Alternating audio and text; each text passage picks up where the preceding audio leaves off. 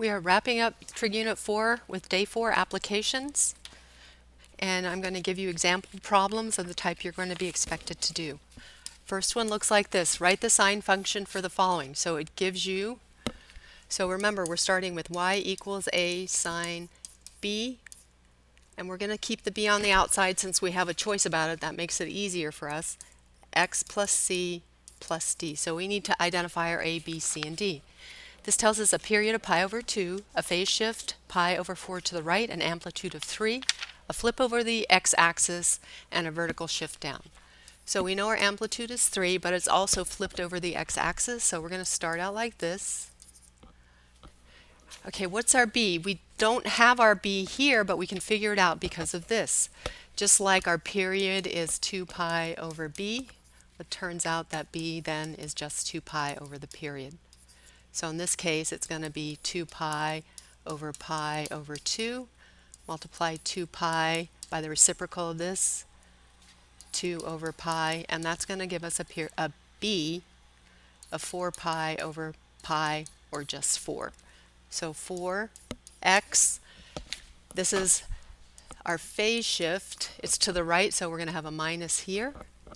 And then vertical shift down of 4 gives us a minus 4, and that's our final equation. That's straightforward. This is the hardest kinds of these problems. So this is a cosine function. That's not what makes it hard. We have a period and an amplitude, contains point. So we're going to need to use this point and work backwards to find our parameters. And which parameters do we need? Well, we have our amplitude. We can figure out our b because our period is pi, so b is 2 pi over our period. X, since there's no phase shift given, we assume there's no phase shift. So we just need to find d. How are we going to do that? Well, we have to use this point. So we had some point xy that got converted to pi over 2 negative 3. Well, we know our x's are multiplied by 1 over b. So x times 1/2 has to equal this new point. And then y, how do we find y? Well, we know that we multiply that by our amplitude, which is 2, and then add our vertical shift. So we're going to start by using this. If x times 1/2 has to equal pi over 2, well, if we multiplied both sides by 2 to cancel the 1/2s here, we see our original point was x equal pi. So we started with pi, we multiplied it by 1/2. And what is our y-coordinate at pi? Well, for cosine, our y-coordinate of pi is -1. So we took our -1, multiplied it by our amplitude, added our vertical shift, and that had to get us to our -3 here. So we're going to use this fact to figure out what d is. So -1 times 2 plus d has to be -3. -2 plus d equals 3. We add 2 to both sides. I'm sorry, yes, we do add 2 to both sides, and we're going to get d equals a -1. So now we have everything we need. Y equals 2 cosine 2x minus 1. That's the type of problem probably going to take you a little bit of practice. This next one is probably looks more complicated, but it's actually easier. Period, amplitude, range. So we want to find the sine function. So here's our template. Okay, our amplitude we're not given. Oh, we are given actually. 3 sine period. So b is going to be 2 pi over our period, which again gives us 2. No phase shift. We need to find our d. Well, if we look at this range, what's it telling us? It's telling us our y values go from -6 to 0.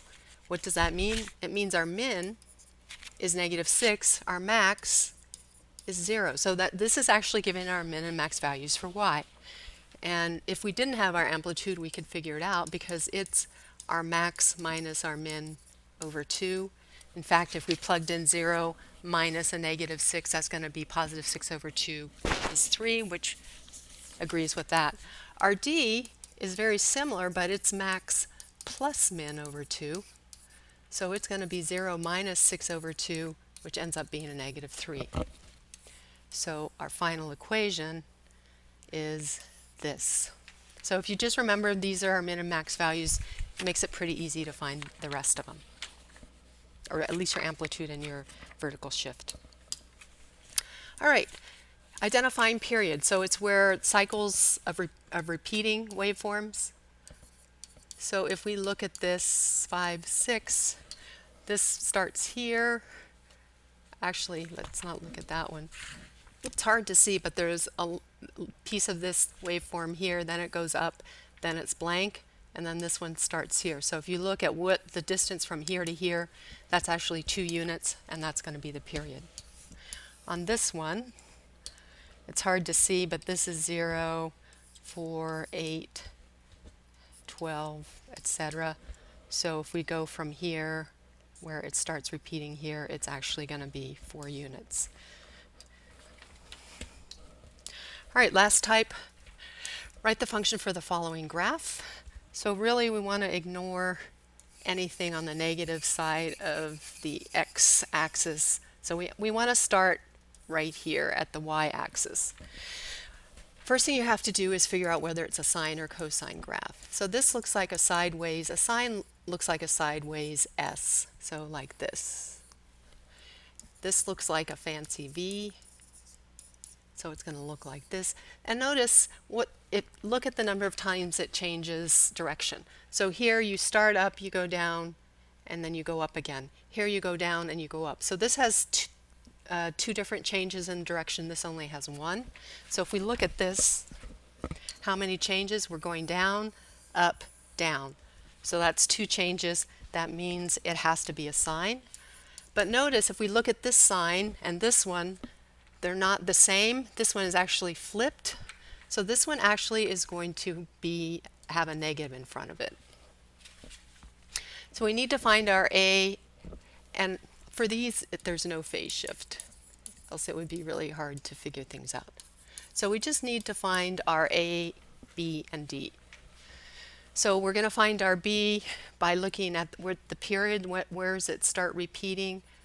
Well, it looks like it starts repeating, well actually here.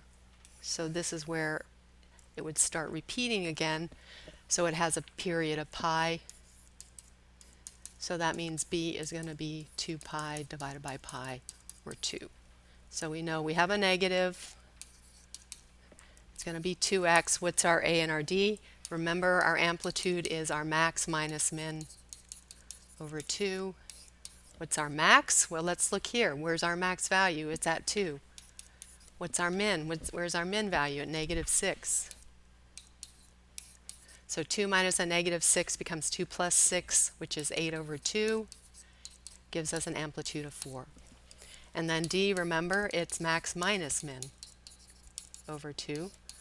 So we're going to have 2 minus 6 over 2, negative 4 over 2, negative 2. All right, so then our final equation, y equals negative 4 sine 2x minus 2. And that concludes this lesson. You have your worksheet that you need to get done and bring questions to class.